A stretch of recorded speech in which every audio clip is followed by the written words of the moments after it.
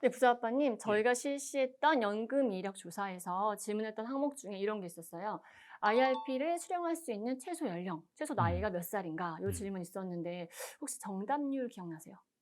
좀 낮았던 것 같기는 한데 한 30% 정도 아니었나요? 네, 맞습니다. 굉장히 중요한 질문임에도 불구하고 정답률이 네, 35% 정도에 그쳤던 네, 사례가 있습니다. 이렇게 연금 인출에 대한 네, 이해가 충분하지 못할 경우에 어떤 세금이나 혹은 인출할 수 있는 금액 자체에서 손해를 보시는 일이 발생할 수 있습니다. 네, 그래서 오늘 부자 아빠님과 함께 연금 인출에 있어서 꼭 알아야 할, 반드시 알고 있어야 할 세 가지 핵심 포인트 한번 정리해 보도록 하겠습니다. 부자 더 연금. 네, 연금 인출에 대해 반드시 알아야 하는 네, 첫 번째 뭘까요? 인출 가능 시기입니다. 시기요. 네. 예. 연금별로 보면은 인출 가능한 시기 이전엔 아예 못 찾는 것도 있고요. 네. 아니면은 찾기는 찾더라도 세제상의 불이익을 받는 경우가 있습니다. 그러니까 세금을 더 많이 내야 된다는 네, 네. 거죠. 그래서 이런 불이익들이 있기 때문에 인출 가능 시기를 아는 것이 제일 중요하고 그 인출 가능 시기별로 연금 인출 전략을 세워야 되는 거죠. 네, 네. 근데 지금 이게 국민연금, 뭐 퇴직연금, 개인연금이 있는데 이게 종류별로 인출 가능 시기가 조금씩 다릅니다. 네. 이게 연금 인출 시기를 알아야 인출 계획을 길게 안정적으로 세울 수 있는 게 그죠. 이렇게 뭐 막연히 나오겠지, 나 연금 많이 들었으니까 했다가 뭐 몇 년 정도 소득이 비면 음. 굉장히 곤란한 일이 생길 수 있을 것 같다는 생각은 들어요. 예. 네, 그럼 하나씩 구체적으로 알아보도록 하겠습니다. 예. 네, 제일 기본적인 거 저희 국민연금부터 한번 알아볼까요? 예. 표를 한번 잠깐 보시면 좋을 것 같습니다. 왜냐면 국민연금 같은 경우는 연령대별로 인출 가능 시기가 다르거든요. 뭐 다른 연금은 그냥 몇 세 이렇게 좀 일률적이라고 하면은 국민연금은 몇 년도에 태어났는지에 따라서 연금을 받을 수 있는 나이가 달라집니다. 네. 노령연금을 기준으로 보면요. 먼저 1952년 이전에 태어나신 분들 같은 경우는 만 60세부터 그냥 받으실 수가 있습니다. 네. 근데 그 이후에 태어나신 분들, 그러니까 53년생부터죠. 53년생부터는 4살 단위로 4세 단위로 해서 연금을 받을 수 있는 연령이 한 살씩 많아집니다. 그러니까 60세였다면은 61세, 2세, 3세, 5세까지 쭉 한 살씩 많아지는 구조거든요. 구체적으로 보시면 53년에서 56년생은 61세부터, 네. 57년부터 60년생은 62세, 61년부터 64년생은 63세. 그래서 이제 쭉 올라가서 1969년생 이후부터는 네. 65세가 넘어야, 네. 만 65세가 넘어야 국민연금, 노령연금을 수급할 수 있다.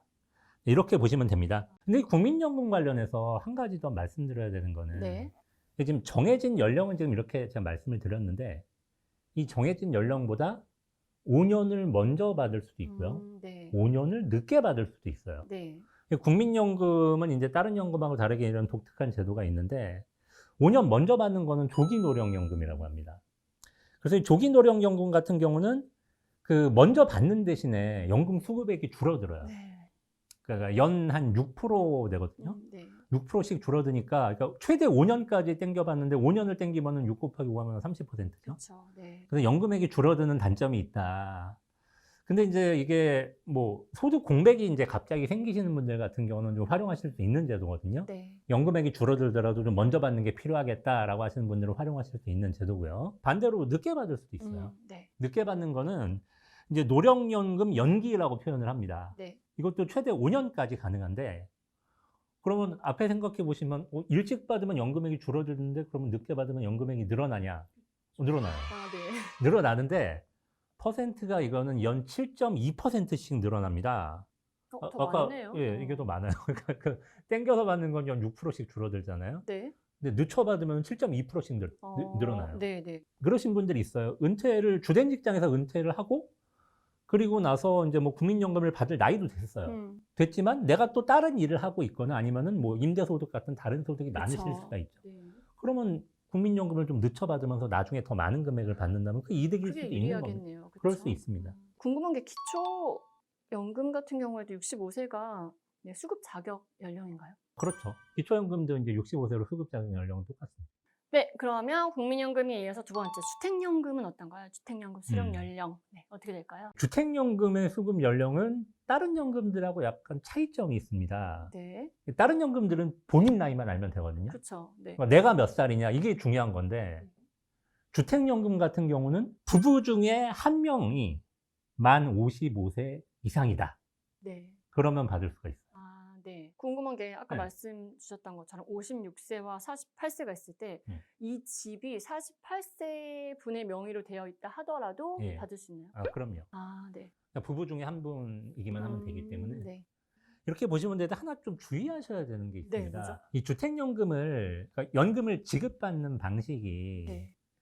그러니까 종신형은 이제 돌아가실 때까지 받는 게 종신형이죠. 쭉 평생 이 종신형으로 받을 수도 있고 아니면은 그냥 확정형으로 받을 수도 있어요. 일정 기간 받는 거. 그러니까 확정 기간 방식이라고 정확하게 표현을 해야 되는데 이 확정 기간 방식은 뭐 15년, 뭐 20년 이런 식으로 날짜를 지어서 받는데 그렇죠. 이때는 그 나이가 좀 달라져요. 아까 그 종신형 같은 경우는 그냥 뭐 부부 중 한 분이 만 55세가 넘으면 된다고 말씀을 드렸는데 이 확정 기간 방식은 연소자를 봐야 됩니다. 연소자가 55에서 74세.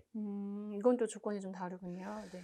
그러니까 연소자는 부부 둘 중에 나이가 어린 분이잖아요. 그렇죠. 네. 어린 분이 55세에서 74세여야 된다는 거니까 이건 네, 조건이 네. 좀 다른 거죠.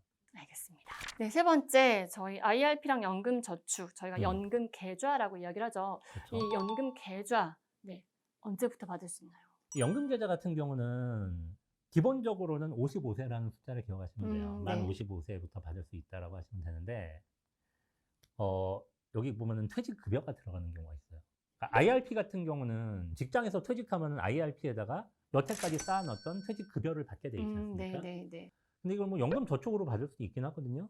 그러니까 IRP든 연금 저축이든 퇴직급여가 들어갈 수가 있는데 이 퇴직급여가 들어가 있는 계좌는 만 55세만 넘으면 그냥 찾을 수 있는 거고요. 네. 근데 퇴직급여를 안 받은 계좌가 있어요. 예를 들어 뭐 연금저축하고 아예 둘 다 가지고 계시는데 네. 퇴직급여는 IRP로 받았고 연금저축은 그냥 그 세액공제 그렇죠. 목적으로만 저희가 많이 운용했다. 하죠. 이렇게도 많이 네, 하잖아요. 근데 연금저축에서 나중에 연금을 받으려고 한다. 그러면은 네. 이거는 개설한 지가 그러니까 가입한 지가 5년 이상이 되어야 한다는 조건이 또 붙습니다. 네. 그리고 저 연금보험 빠질 수 없을 것 같은데 음. 연금보험은 또 어떨까요? 연금보험이 이제 연금들 중에서는 받을 수 있는 연령이 가장 낮아요. 네, 맞아요. 만 45세. 그러니까 뭐 계획에 따라서는 뭐 좀 일찍 땡겨서 받을 수 있는 뭐 그런 연금 중에 하나죠. 그렇죠. 연금보험을 종신형으로 받는 경우가 상당히 많습니다. 이게 좀 보험 상품이 되겠는데 종신형으로 받기 좀 유리하기 때문에. 근데 종신형으로 갈 때는 금액에 상관없이 이게 비과세를 받기 위해서는 만 55세가 넘어야 돼요. 네. 그래서 55세 이후 사망 시까지 연금을 받아야지 이게 비과세 조건을 달성하기 때문에 45세에 받을 수는 있는데 네. 비과세 조건을 달성하려면 55세가 넘어야 되기 때문에 그 종신형으로 그 연금 보험을 수령하시는 분들은 좀 유의를 하셔야 된다. 네. 투자가 연금! 네, 연금 인출에 대해 꼭 알아두어야 할 두 번째 포인트 뭘까요? 얼마나 받을 수 있냐겠죠. 중요하죠. 네. 사실 제일 궁금하신 점이 이 부분이실 수도 있어요. 나 노후에 연금 얼마나 받지? 이 부분에 대해 상당히 궁금해하시는 분들 계신데 제가 이게 일률적으로 딱 답해드리기는 조금 어렵습니다. 왜냐면 너무 많잖아요. 그렇죠. 뭐 들고 사례가 있는 너무 것도 많으니까. 많고. 근데 조회를 좀 쉽게 하실 수 있는 방법이 있습니다. 네. 금융감독원에서 통합연금 포털이라는 걸 만드셨거든요. 네이버나 뭐 아니면 이런 데서 검색 사이트에서 치시면 돼요. 통합연금 포털 딱 치시면 나옵니다. 쳐가지고 들어가시면 로그인을 하라고 하는데 공동인증서 로그인을 하시면은 들어가지는데 그러면은 여기서 국민연금 그리고 뭐 공무원이신 분들은 공무원연금도 조회가 돼요. 네. 군인이신 분들은 군인연금 진짜 조회되고. 통합이네요. 네. 그러니까 공적연금에다가 본인이 가입했던 퇴직연금 그리고 뭐 연금저축, 연금보험 다 조회가 됩니다. 연금 보험도 들어가 네. 있나요? 모든 연금이 다 조회가 돼요. 국민연금 예를 들면은 지금까지 직장 다닌 이력이 있고 여기서 계속 이제 뭐 몇 세까지 다닌다라고 가정을 하고 네. 뭐 물가 상승률은 몇 프로일 거죠. 이렇게 가정을 해서 이거를 계산을 한 거거든요. 네. 그리고 이제 뭐 다른 연금들은 현재까지 쌓여 있는 금액에 대해서만 나오거든요. 앞으로 얼마를 넣을지는 알 수가 없으니까. 네네네. 그래서 이제 그런 차이가 있습니다. 그래서 여기 거는 이제 현재 시점을 체크한다는 점에서 한번 중요하게 보실 필요는 있고, 네. 그 다음에 내가 앞으로 뭐 어떤 연금에 얼마를 더 넣을 거다. 이건 이제 가감을 하셔서 본인이 나중에 받을 연금액을 한번 생각해 보시면 될 것 같습니다. 네, 마지막 연금 인출에 대해 꼭 알아야 할 세 번째 포인트. 네, 뭐가 있을까요? 세금이죠. 제가 상당히 세금에 이렇게 민감합니다. 근데 아까워요, 이게 또 못 챙기면. 네. 이제 저성장 시대가 왔기 때문에 네. 뭐 비용 나가는 게 상당히 민감해졌지 않습니까? 눈물 나요, 네. 저희가 이제 어떤 과세 방식에 있어가지고 이게 몇 가지 방식이 있어요. 그러니까 종합과세가 일단 하나가 있고요. 네. 연금을 받을 때 종합과세 받는 연금이 있고, 분리과세를 해주는 연금이 있어요. 네. 그리고 조건부 분리과세를 해주는 연금이 있고요. 네. 그래서 마지막으로 비과세를 해주는 연금도 있어요. 비과세가 제일 좋네요. 네. 비과세가 제일 좋아요. 네. 비과세는 잘 안 해줘요. 네, 네. 하여튼 이 네 가지 방식이 있는데 이거 연금마다 다르기 때문에 네. 하나하나 좀 좀 살펴볼 챙겨 필요가 놓을 있어요. 필요가 있겠습니다. 하나씩 좀 네, 짚어주시죠. 네. 국민연금 일단 말씀드리면 종합과세입니다. 국민연금이 세금을 내나요? 이거 모르시는 분들이 상당히 많으세요. 네. 사실 국민연금 아, 네. 저희가 그 직장 다니거나 아니면 사업자분들도 마찬가지고 국민연금 연금 보험료 내실 때 있잖아요. 네. 그 소득공제 받거든요. 맞아요. 지금 생각났어요. 연말정산할 때 보면 소득공제 네. 하더라고요. 아, 네. 아주 옛날에 가입했을 때는 아니었는데 약간 그쵸. 최근에 국민연금 네, 네. 가입해서 돈 내시는 분들은 다 소득공제 받아요. 소득공제 받은 만큼 나중에 세금은 내야 된다라는 얘기고요. 네, 네. 그 종합소득 과세를 한다고 무조건 불리한 건 아니고 다른 소득이 얼마나 되느냐를 보셔야 된다라는 거죠. 다른 소득이 많으면 거기다 국민연금 종합과세까지 들어가면 그렇죠. 세금이 네. 많아지는 건 맞습니다. 근데 다른 소득이 없거나 작다라고 하면 국민연금의 세율이 그렇게 많이 올라가는 건 아니라는 거죠. 종합소득세율도 어차피 6에서 15% 정도기 때문에 네. 그 소득이 없는 분들은 그 정도기 때문에 뭐 국민연금을 그 정도만 낼 수 있다라는 거죠. 그리고 팁을 하나 더 드리자면 예를 들어 지금 소득이 있어요. 근데 한 5년 정도는 소득이 더 발생할 것 같아. 네.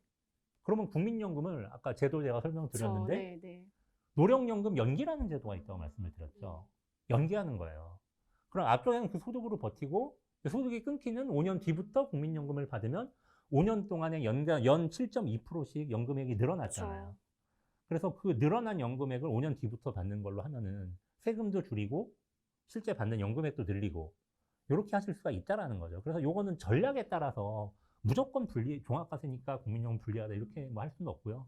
소득이 많을수록 세율이 높아지는 누진세 구조이기 때문에 굳이 내가 소득이 있을 때 국민연금을 받아서 세율을 높게 하느니 그 시기를 한번 잘 조정해라. 이런 전략까지 팁으로 네, 주셨습니다. 네, 그럼 연금 계좌는 어떨까요? 연금 계좌 중요하죠. 네. 연금 계좌가 중요한 게 저희가 퇴직급여를 받는 계좌라서 그렇거든요. 네. 그러니까 55세가 넘어가면은 IRP하고 연금저축 뭐에다가 퇴직급여가 들어가든 상관이 없어요. 네. IRP에 있던 거 전부 연금저축으로 옮길 수도 있고 뭐 이체가 가능한 거기 때문에 만 55세 이후부터는 중요한 건 이겁니다. 내가 받는 돈이 퇴직급여냐 아니냐 이거에 따라서 과세 방식이 달라집니다. 일단 퇴직급여를 말씀을 드리면 네. 퇴직급여는 이게 분리과세예요. 네. 전액을 금액이 얼마였든 분리과세 해주는 거예요. 분리과세 해주면 세율 면에서 유리하니까 이게 좋은데 IRP든 연금저축이든 세액공제를 목적으로 연말정산 때 세액공제를 해주기 때문에 네. 그 부분을 받기 위해서 추가로 돈을 납입하셨던 분들이 있어요. 그렇죠. 퇴직급여랑 다르게. 그렇죠. 퇴직급여랑은 별도로 납입을 추가로 하셨는데 이것도 나중에 연금을 받을 거잖아요. 네. 이거는 조건부 분리과세. 어떤 조건이 붙는 거죠? 어떤 조건이냐면은 연간 금액 한도가 있어요. 1,200만 원. 1,200만 원 기억해 주셔야 돼요. 네. 이 1,200만 원을 기억해 주셔야 되고 이 금액의 연금 수령액이 넘어간다. 이 1,200만 원은 예를 들어 계좌가 몇 개가 있던 거 합산입니다. 네. 그게 1,200만 원이 넘어가면 네. 전체가 종합과세가 돼요. 전체가. 1,200만 원 넘는 분만 종합과세가 아니라 그냥 연금액을 다 종합과세를 하는 거예요. 그 부분은 어쨌든 받을 때 이걸 전략적으로 하셔야 돼요. 그럼 뭐 무슨 전략이 있냐? 예를 들어 그 퇴직하는 그러니까 만 55세 이후에 연금으로 받을 수가 있잖아요. 그럼 55세 시점에 계산을 하는 거죠. 본인이 가지고 있는 연금의 평가액이 얼마냐. 퇴직급여 빼고요. 퇴직급여는 어차피 분리과세잖아요. 그러니까 조건부 분리과세를 받는 이 연금액이 평가 금액이 얼마냐를 보시고 예를 들어 그게 뭐 1억 원이다 이런 식으로 금액이 나올 거잖아요. 그럼 이거를 1,200만 원이 안 되게 하려면 몇 년 동안 나눠받아야 될 것인가를 계산을 할 수가 있죠. 네, 네. 그래서 그만큼 나눠서 받으면서 연간 받는 금액을 줄이면 계속 분리과세를 받으면서 유리한 세율로 과세를 선택할 수 있다라는 거죠. 알겠습니다. 연금 계좌까지 정리 깔끔하게 해주셨고요. 네. 네, 이제 주택연금 한번 이야기해 볼까요? 주택연금도 세금이 붙나요? 주택연금은요. 네. 이게 연금이라고 이름은 붙어 있고 저희도 연금으로 생각은 하는데 사실 이게 실질이 대출입니다. 그렇군요. 네, 이게 네. 그 이제 주택금융공사가 있지 않습니까? 금융공사가 이 주택을 담보로 해서 대출을 해주는 개념이다. 네. 근데 대출금을 매달 지급을 해주는 거죠. 그러니까 이 개념으로 보셔야 되기 때문에 네. 저희가 대출금 받을 때 세금 내나요? 이자를 내죠. 대출 이자를. 대출 차라리. 이자는 내지만 그렇죠. 네. 세금은 안 내잖아요. 돈 빌려가지고 빌린 돈 받는데 거기 왜 세금을 내겠습니까? 그러니까 주택연금은 세금이 없다. 네, 그럼 이번에 연금보험도 궁금합니다. 연금보험 세금 어떻게 되나요? 연금보험 같은 경우에는 법적 요건을 충족하면 비과세가 됩니다. 근데 이 법적 요건이라는 게 이제 좀 따져 보셔야 되는데, 종신형으로 받으시는 분들 같은 경우는 연금보험은 되게 종신형 때문에 많이 가입을 하시거든요. 그렇죠. 아무래도. 네. 그래서 종신형으로 가입을 하시는 경우는 아까 제가 잠깐 그 연금 수급 시기에서 설명을 드렸는데, 만 55세부터 네. 종신형으로 그러니까 사망시까지 받으면 그냥 비과세가 된다고 보시면 돼요. 근데 그게 아니라 뭐 특정 기간만 받는다거나 하면은 금액 조건이 들어갑니다. 부자가 연금. 네, 여러분 이렇게 오늘 저희가 연금 인출 시 기본적으로 꼭 알고 있어야 할 3가지 연금 인출 시기 그리고 또 얼마나 받을 수 있는지 그리고 마지막으로는 세금 3가지 포인트 한번 짚어봤습니다. 네, 저희는 더 좋은 모습으로 다음 시간에 찾아뵙도록 하겠습니다. 감사합니다.